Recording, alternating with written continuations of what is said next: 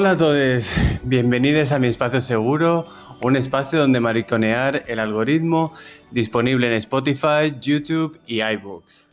¿Qué tal? ¿Cómo estamos? Gracias primero de todo por las visibilizaciones de la semana pasada. Tuvo bastante buena acogida y bueno, algo que feedback inesperado, pero muy guay, muy guay. La verdad que gracias. Como podéis ver, he tomado notas. Por una parte, he cambiado la localización un poco porque creo que la posición sofá exponía mi voz de una manera que tampoco me parecía oportuno para hacerlo, digamos, así a solas. Y creo que de esta manera, en este espacio, sobre una mesa, tengo como más sencillez de poder dirigir la voz, ya que tampoco soy una persona profesional, aunque en el ámbito profesional utilizo mucho la voz. Pero bueno, eso por un lado, así que la localización ha cambiado, pero sigue siendo el mismo espacio. Por otro lado, habéis escuchado una musiquilla que la podéis encontrar los créditos en las descripciones de las diferentes plataformas. Y qué más, así de correcciones. Bueno, ya veréis que algunas cosas van a cambiar. También me lo he preparado un poco más, me he preparado más los temas. Ahora os hago un poco de introducción de qué hablaremos hoy. Pero básicamente esas tres partes de la música de la entradilla, publicarlo en iBooks también, que era algo que no había tenido en cuenta, y bueno, y la introducción que, como ya habéis escuchado, ¿no? Hola a todos, bienvenidos a mi espacio seguro, un lugar donde mariconear el algoritmo y disponible en X plataformas. No lo voy a volver a repetir, pero bueno, tenéis toda la info en la descripción del episodio de hoy. Este sería como el segundo episodio. También habéis visto que he hecho una gran inversión, un super micro. La verdad que no, el micro sigue siendo el mismo, pero me parecía también mejor tener algo en la mano porque si no, gesticulo mucho y bueno, me parecía guay hacerlo así. También es verdad que no he dicho ahora mi nombre, soy Roberto Piqueras y estamos en eso, en mi espacio seguro, como he dicho al principio. Entonces, hoy, temas. Durante la semana he ido como apuntando. Creo que lo voy a ir haciendo así. Luego supongo que a lo mejor me da para demasiado tiempo y a lo mejor no sé si cortaré o qué, pero la idea es que el episodio dure una media hora larga. Y, y temas de hoy son, tanto el lunes hice una exposición y entonces hablaré un tema de cómo la Academia Universitaria acoge temas sobre el colectivo LGBTIQ+. Por otro lado, aunque he tenido buen feedback con la transmisión del primer episodio y tal, también ha habido un cierto unfollowing por Instagram, pero que siempre me sucede y luego explicaremos un poco los motivos y las razones de por qué sucede. Por otro lado, el miércoles también participé en otro podcast, así que también os dejaré aquí la info. Y luego doy más detalles de qué podcast y con quién y tal. Pero básicamente el tema que tocaré es el tema de la educación sexual a nuestros hijos, pero desde la mirada de la familia, ¿no? De cómo desde el ámbito privado se legitimiza toda esta parte de educación sexual o no educación sexual. ¿Qué más? Por otro lado, con una conversación que tuve con un amigo, también hablábamos del vacío de según qué palabras. Entonces también tocaré un poco esas palabras que han servido de cierto activismo y que van perdiendo un poco su sentido y ver qué es lo que hace, si es que hay algún motivo, que pierdan ese sentido. ¿Y qué más? Y os presentaré un libro que todavía honestamente no me he leído, pero que el viernes había la presentación y no pude ir por trabajo, pero que quiero recomendar porque me parece que tiene muy buena pinta y aún así luego ya una vez haga la lectura, a ver si lo puedo también pues hacer un pequeño análisis o al menos volverlo a comentar desde una vez ya leído, no solo como recomendación. El viernes también estuve en la radio hablando sobre parte de una actividad que hago de trabajo que me gustaría también traerlo aquí, solamente como para publicitarlo, pero si lo queréis comentar, pues guay.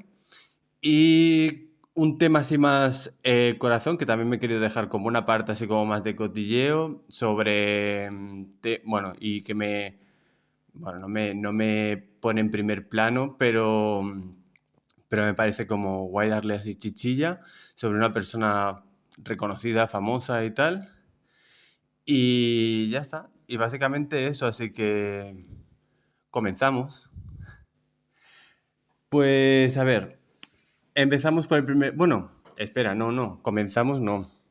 Lo primero también, esta semana ha sido el Día de la Visibilidad Lésbica. Quería saludar a todas mis amigas lesbianas que, bueno, que me acompañan en mi día a día, que sin ellas no hubiese aprendido muchas de las cosas que sé hoy. Así que aprovechar este espacio para saludaros y bueno, que estéis invitadas, invitades. Y seguro que pronto más de una participará por aquí. Así que, pero sin desvelar mucho más. Y por ahí, pues empezamos por el primer tema, que era el tema de hablar sobre el ámbito académico en estudios de LGTB o cómo la gente reacciona a ello, ¿no? El tema viene porque el lunes hice la presentación de una parte de la investigación que hice la semana pasada, no, el año pasado, en el máster de investigar en educación, sobre los espacios seguros en adolescencias. Entonces, en esta presentación no iba específicamente a presentar el tema de investigación, pero sí la metodología, el cómo había hecho esa investigación. Lo peculiar del cómo es buscando temas de investigar desde las teorías feministas o transfeministas o queer, de cómo abordar aspectos sobre la investigación para no caer en estos estudios como de un objeto como alejado de tu realidad, sino vincularlo a tu realidad. Utilicé una metodología que se llama el Photo Voice y, bueno, evaluación tipo línea de tiempo, la que se hacen como dinámicas participativas donde las personas pueden, con otros métodos que no solamente el diálogo, una entrevista, un pues, tipo test o cosas así, sino que pueden plasmar a través de la fotografía, a partir de situarse en un mapa, por ejemplo, o de hablar de incluso a nivel de línea temporal, de la historia, sobre todo en este caso era la historia del colectivo, pues cómo ir recogiendo información interesante sobre ese aspecto a estudiar, sobre ese grupo, pero con otro tipo de narrativas. Y entonces no solo eso, porque también era, o sea, no solamente era innovadora la metodología o la parte esta más participativa, sino también las herramientas que usé que estaban vinculados a las tecnologías de la información y la comunicación. En ese sentido, pues claro, se utilizaba tanto WhatsApp para el tema del Photo Voice, notas de audio, Google Earth también lo utilizamos. Ahora estoy utilizando para la línea de tiempo otra aplicación, otra web que se llama Nightlab para hacer una línea de tiempo digital, añadiendo a nivel multimedia mucha información. Entonces, de alguna forma quiero reflejar ahí que la historia, como con H mayúscula, no solo queda relegada a académicas o a personas que del mundo académico, sino cómo interrelacionar o mezclar información de cultura, digamos, del ámbito popular, mezclado con aspectos más relegados a temas de derechos, política, ámbito legislativo, etc. Entonces, bueno, cuando lo tenga os pasaré el link para que lo podáis visualizar y a ver qué os parece, porque la verdad que fue un ejercicio muy guay con familias que tenían criaturas trans en casa y entonces era un espacio colectivo donde poder tener esta conversación, donde pudieran ver de alguna manera la historia moderna a nivel contextualizado en España y Cataluña sobre el colectivo y a la vez qué ítems recordaban de hace 30, 40 años o a lo mejor de hace 5 años, incluso desde la perspectiva personal, qué había sucedido en su vida en relación a su orientación sexual, su identidad de género o de su entorno. Entonces, bueno, más allá de lo que había hecho, que esto es como he explicado un poco qué he hecho en la investigación en ese sentido, es cuando me pongo enfrente de un espacio donde normalmente no se hablan de estos temas, las miradas, no comentarios, porque la gente es lo suficientemente educada para hacer según qué comentarios en público, pero sí que las miradas de sorpresa de que tengamos a día de hoy que hacer todavía investigación, o bueno, no que tengamos que, sino que hacer investigación sobre la peculiaridad del colectivo en diferentes ámbitos, ya sea en la educación o ya sea en otros ámbitos, que sea necesaria, les llama la atención. Y esto tendrá mucho que ver con la recomendación del libro que os quería hacer, porque al final hay una mirada del colectivo muy privilegiada. Entonces, claro, es como, ¿para qué se estudia, no? Como, ¿qué diferencias puede haber por una persona con una orientación sexual disidente o una identidad de género disidente? Y entonces las caras es como de sorpresa cuando encima hablo de espacio seguro y más en el ámbito educativo y en la adolescencia, ¿no? Que al final eso sí que es algo que compartimos como colectivo de espacios bastante violentos o agresivos en algunos momentos. No tiene por qué ser todo el historial educativo, pero sí que en bastantes momentos. Entonces, bueno, quedar con eso, ¿no? Con esa sensación de, wow, todo el trabajo que hay que hacer todavía y visibilizar esas realidades y también eso, ¿no? Desde otros lugares, no solamente como de entrevistas o desde personas ya adultas, sino también recoger qué sucede hoy en día con personas jóvenes que están actualmente viviendo esos contextos y esas situaciones de violencia. Pero bueno, más allá de eso, que por cierto quiero agradecer a mi tutora Paloma Valdivia, que me está dando todo el soporte para ver si por fin podemos hacer la publicación del artículo para poderlo difundir, que es algo que me gustaría también trabajar aquí. Bueno, y más allá de eso, pues pasando de un ámbito súper académico y pasando de una experiencia, pues eso, de presentar un trabajo como este, a qué sucede en mis redes sociales cuando, básicamente cuando hablo de otros temas que no están vinculados al fashion o no están vinculados a la música o algo un poco, no quiero utilizar la palabra superficial, pero en parte sí que es algo más superficial, porque al final hablamos de un solo contenido de entretenimiento o una exposición que está muy vinculada a este entretenimiento, ¿no? Como puede ser, pues eso, una foto de un look o el ir a tal fiesta o a tal otra, ¿no? Y bueno, supongo que no es solo un tema de edad, también pues de aprendizajes, de experiencias, de momentos vitales en los que creo que ya no estoy, ya no me representa y entiendo que mi following en ese sentido ha ido transicionando también de tener bueno, un, una audiencia dentro de Instagram que estaba muy vinculado a, a ese interés, ¿no? Por la moda, que por cierto, este miércoles participo en una charla y una dinámica que haré en la Escuela de Moda LCI de Barcelona sobre descapitalizar la moda. Os pongo también la info por si queréis venir. O sea, que sigo de alguna manera vinculada al mundo de la moda, obviamente a la parte creativa, a la parte del diseño. Eso no va a formar parte de mi ADN, pero es verdad que desde el lugar que hablo ahora a desde el lugar que hablaba hace 15 años o hace 10, obviamente no es la misma.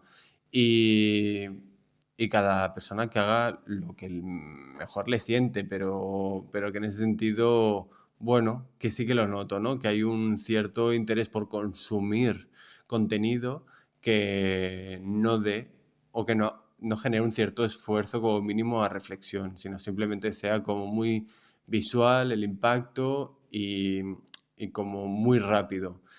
Entiendo que este formato y estas conversaciones o estos temas pues requieren de un poquito más de escucha activa y me parece guay. O sea, quiero decir que lo entiendo y que bienvenidas las nuevas personas que os habéis añadido y que habéis dado a seguir al Spotify o al YouTube para seguir el canal, pero lo mismo digo al resto, que ningún problema y que espero que en algún momento encontréis otras conversaciones, otros discursos, otras narrativas que os generen un poco más de crecimiento personal o de, al menos de reflexión. Y por esa parte de hablando de reflexión, una de las personas donde me siento más seguro y con quien tengo un montón de recuerdos es Poppy Blasco. Poppy Blasco es la persona que lleva el podcast de Pijas Marrones con la radio de Subterfuge y me invitó esta semana para hablar en su programa y la verdad que hacía un montón que no participaba desde... La última vez fue durante la pandemia y lo hice junto a Josana Arasanz, también invitado al programa. Y la verdad que eso, la conversación, bueno, con Poppy nos conocemos desde que viví en Madrid por ahí el 2007. Eh, Tengo alguna anécdota, bueno, graciosa en el sentido de que no había, a ver, ¿cómo lo digo? Cuando me fui a vivir a Madrid, primero que tampoco no conocía a mucha gente y me hacía mucha gracia cómo Poppy de repente era de esas personas que te llamaban, te picaban al timbre y te decían si te bajabas a la plaza a comer unas pipas. Y eso me parecía súper, no sé, como muy auténtico y a la vez todo lo que alrededor giraba o redactaba o reflexionaba sobre temas vinculados a, socialmente, ¿no? A la gente joven que llegaba a Madrid cada septiembre, como la nueva generación. Y bueno, siempre ha estado a lo largo de este proceso de cambio, porque me conoció como diseñador de moda y aún así a día de hoy seguimos entendiéndonos, ¿no? Yo creo que también por su parte ya en aquel momento, aunque se vinculaba más a la industria de la moda, siempre tenía una mirada, ¿no? Como mucho desde el cine, desde otro tipo de lecturas. Y entonces, pues el programa de esta semana con Poppy, eso, han habido muchas conversaciones porque él lo vincula tanto a una parte muy social, como muy de noticias, como de qué está sucediendo, pero me dio un espacio, o bueno, al menos uno de los temas que hablamos era sobre la educación sexual en el ámbito familiar. Y me parecía gracioso porque el Poppy decía, ¿no? Como rollo, no, es que las familias no deberían tener permiso a educar a sus hijos, porque al final, ¿no? Decía, si hay gente que se está formando de manera profesional en el ámbito de la educación, pues algo tendrá que decir, ¿no? Habiendo estudiado algo de educación, no educación, digamos, formal, sino desde las pedagogías sociales, le doy totalmente la razón por un lado, pero por otro, al final, la gente que estudia educación también reproduce sistemas violentos o sistemas de opresión, porque al final el ámbito académico no es ideal, no es transformador solamente, a veces es más, perpetúa sistemas de violencia que ya hay implícitos en nuestra sociedad y entonces no toda la confianza ciega tiene que ir a esta idea de la persona profesional siempre va a saber más que bueno, que alguien desde el ámbito informal. Yo creo, y ahí lo comentábamos, para mí la respuesta es que les hijes tienen que tener oportunidades a tener espacios de aprendizaje con toda la comunidad. Esto quiere decir que no solo tiene que tener referentes a sus padres, que obviamente, o a su padre y su madre, sus progenitores, que obviamente pues lo van a tener más fácil en el sentido de que forman parte de su convivencia, pero sino también dejar espacios a que personas adultas del entorno, que también se relacionen con la familia, tengan espacios donde poder hacer las cosas de otra manera, poder hablar de otros temas, poder aportar, ¿no? A esas personas que están en crecimiento, que, bueno, todas las personas estamos en un constante crecimiento, pero sobre todo en ese momento que estás como resituando o situando en qué mundo vives, pues que tengas opciones a escuchar diferentes discursos o diferentes narrativas. Y sobre todo, una cosa importante que dije era que la persona elige sea capaz de tener otros espacios donde se pueda sentir cómodo más allá del ámbito familiar privado. Eso quiere decir que también es útil para detectar violencias, no solamente en el ámbito privado, en el ámbito familiar, sino también externo. Si la persona sabe identificar dónde se siente mejor o dónde se siente peor, también podrá poner unos límites, podrá comunicar todo esto, pero si la norma o digamos que la familia es de esa manera como más cerrada de solo escucha el ámbito privado familiar, aunque sea indirectamente, pues claro, la sensación de sordez de lo que hay fuera se va a acabar reproduciendo por miedo a ese exterior, ¿no? El miedo a salir, el miedo a qué va a pasar fuera, el tema de la amenaza, ¿no? El aprendizaje fuera de casa como una amenaza. Y ahí es donde yo digo en plan, no, si en casa se aprenden cosas y genial, pero fuera también. Y que las familias den este valor añadido a que también sus hijos escuchen qué sucede fuera de casa, porque al final es también con la sociedad con la que van a convivir. Entonces ahí generarán esa parte de educación diversa. Pero claro, tienen que ser las familias las que apoyen y las que den este valor añadido al exterior, que eso a veces es lo complejo y lo difícil, porque a veces no se le da ni la legitimidad a la escuela como institución educativa, ¿no? Que a veces las familias ya quieren decidir sobre qué contenidos se hacen en los colegios o en los institutos, y es como, wow, ya tienes espacio en casa para decidir qué contenidos hay en casa, ¿no? Pues deja que fuera sucedan otras cosas. Más que nada, luego ya las reflexionarás dentro de casa o las puedes dialogar, pero no vetarlas. No, yo creo que al final aquí hay una parte de los derechos por tener oportunidades, y el vetar o el zanjar oportunidades a una persona que está creciendo me parece una violencia como tal. Y a la vez que hablábamos de esto, el ámbito de la familia, la educación, les hijes, bueno, también se me ocurría, ¿no? De alguna manera a ver, ¿cómo lo expreso? Sí, es que es eso, es lo que estaba diciendo. El tema de no confiar a ciegas con el ámbito educativo o las profesionales, está claro que hay que participar en ello y hay que ponerlo también cierto en cuestión de qué hacemos o qué se hace en las escuelas.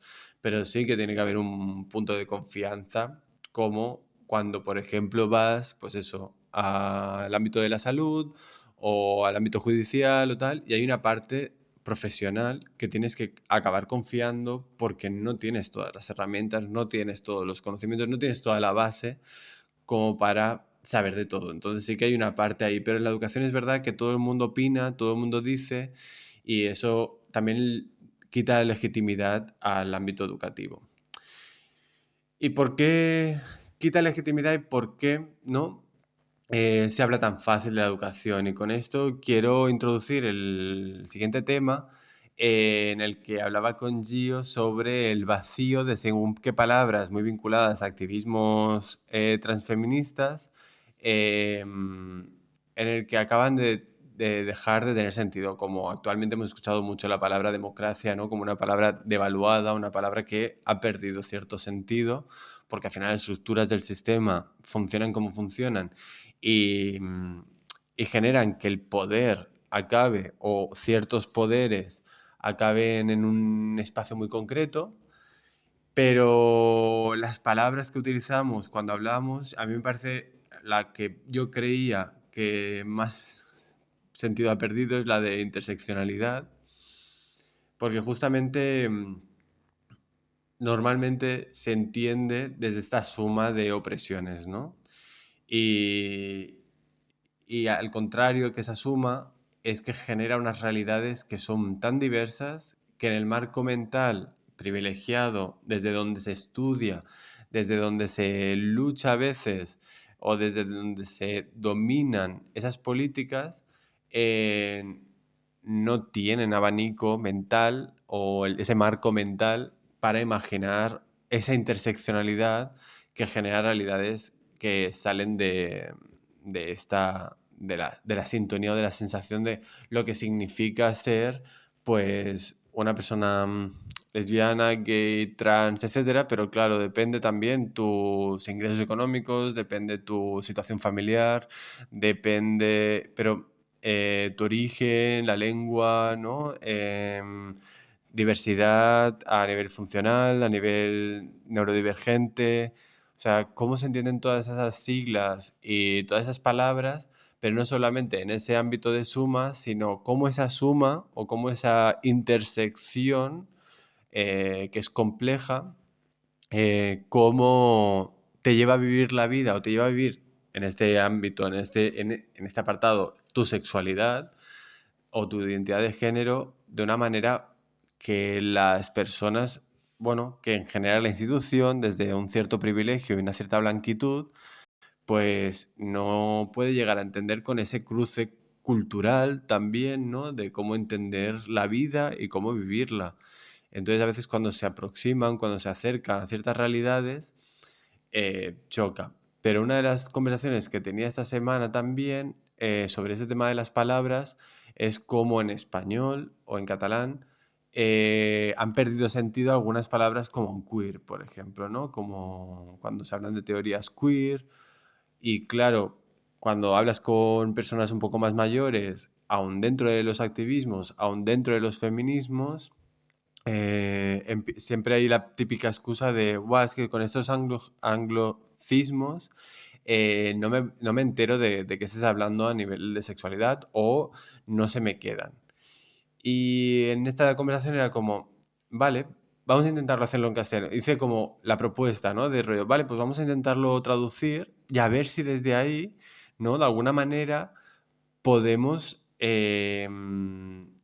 convertir, hacer el vocabulario nuestro, ¿no? O al menos territorializarlo de alguna manera o tener la conversación. Y fue interesante la conversación porque cuando se dieron cuenta de cuál era la traducción de queer o cuál era la traducción de algunas palabras, les sonaba a malsonante, ¿no? Como a un insulto, como les sonaba a algo bueno, que no eran capaces ni de vocalizarlo, o sea, era como de, no, no, claro, no podemos hablar de, pues, teorías maricas o teorías bolleras o teorías, ¿no?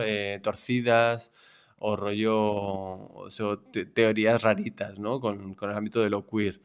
Y era como, bueno, pues a lo mejor es que queer en nuestro contexto ha perdido el sentido y ha blanqueado un discurso que no solo viene de la identidad o de la orientación, sino también desde lo más estructural del ámbito, o sea, de las personas que con experiencias sin hogar, desde un espacio incluso hasta de consumo de tóxicos o de consumo de estupefacientes, perdón, desde otros márgenes que no son una blanquitud LGBTIAQ+.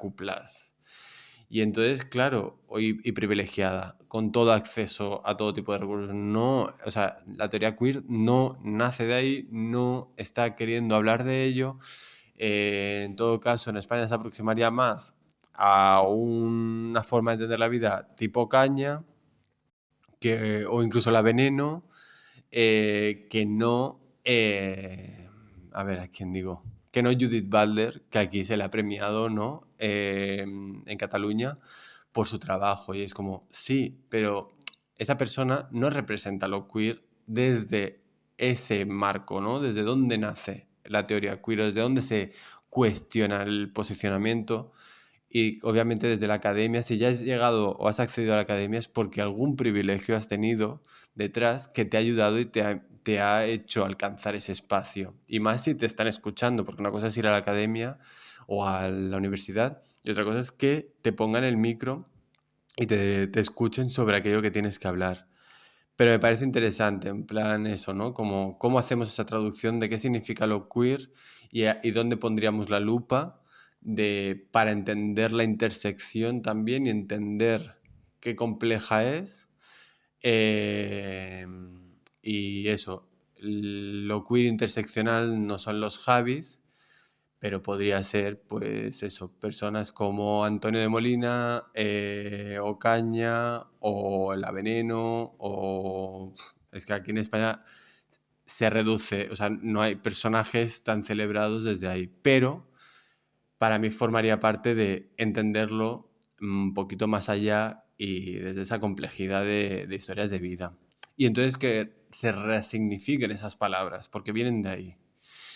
Y por eso decía, y os quería presentar, o al menos recomendar este libro que se presentaba el viernes en la Universidad Autónoma de Barcelona, que se llama Working Class Queer, que, que, que justamente pone en debate esto, ¿no? La autora es Yvette Taylor y básicamente es eso, ¿no? Como de qué políticas se están haciendo desde, ella habla en espacios de Reino Unido, o sea, quiero decir, habla en el contexto Reino Unido, pero se podría traer a nuestro contexto perfectamente, ¿no? De qué políticas interesan o se están poniendo sobre la mesa para el colectivo LGBTIQ+, en España. Se está teniendo en cuenta la clase trabajadora, se está teniendo en cuenta cómo esa clase trabajadora vive o experiencia eh, tanto las relaciones disidentes como identidades de género, como sí, orientaciones sexuales, etcétera, formas de relacionarse, formas de generar familia que van más allá de clase privilegiada. Y entonces, si se está realmente teniendo en cuenta, visibilizando o entendiendo cómo se vive desde ahí y no desde el privilegio, cómo eso luego se pone en relieve a nivel político y a nivel de contexto, ¿no? Entonces, bueno, un poco hacer la reflexión desde ahí. Por eso os recomiendo. El libro se llama Working Class Queers, Time, Place and Politics, de Yvette Taylor. Y ya te digo, lo tendré en breves y me gustaría hacer una pequeñita reseña de algún capítulo o de alguna, o al menos los highlights de cosas que diga en el libro. No puedo ir a la presentación, que me hubiese encantado, pero bueno, ahí lo dejamos. Y un poquito más de publicidad con el proyecto que trabajo que se llama Calendredus. A partir del 20 de mayo empezamos unos talleres gratuitos para personas jóvenes LGBTI de Sabadell, pero si son personas de cercanías también se pueden apuntar.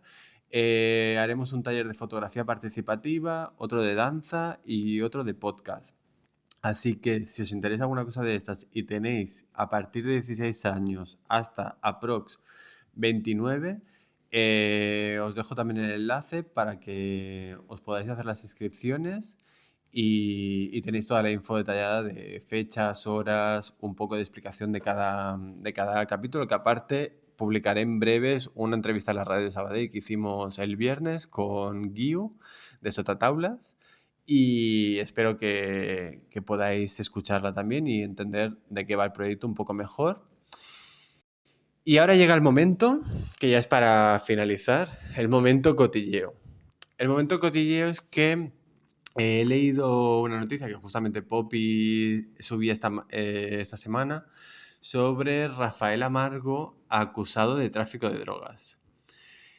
Y es que me llevó a espacios muy lejanos de cuando vivía en Madrid y algo que me parece que he contado muy, muy poco, pero cuando llegué a Madrid, esto fue la segunda vez, me parece, porque yo viví un año en Madrid, me volví a Barcelona y luego me volví a ir a Madrid. Y en ese volver a Madrid acabé en un piso en Tribunal, nada, una habitación, un piso súper pequeñito, que era propiedad de Rafael Amargo. Y lo fuerte es que, claro, yo no conocía a Rafael Amargo, sino que yo vivía vamos a decirlo así, con un chico que se dedicaba al trabajo sexual. obviamente cuando le conocí la entrevista, tal y cual, no se dedicaba, o sea, no, nunca expresó que se dedicaba al trabajo sexual, obviamente. Y me pareció todo como guay, buen rollo, era barato, estaba súper céntrico. Me acuerdo llevar ahí todas mis cosas. No sé dónde estaba viviendo antes de ir a ese piso, pero de repente, bueno, pasan las semanas y claro, me empieza como a contar más cosas este chico. Y de repente es como, bueno, hay en algunos momentos que a lo mejor pues tienes que salir de casa, tal, no sé qué. Y yo ya me olía aquello fatal. Y bueno, justamente era un piso de Rafael Amargo y tenía esta persona para su servicio.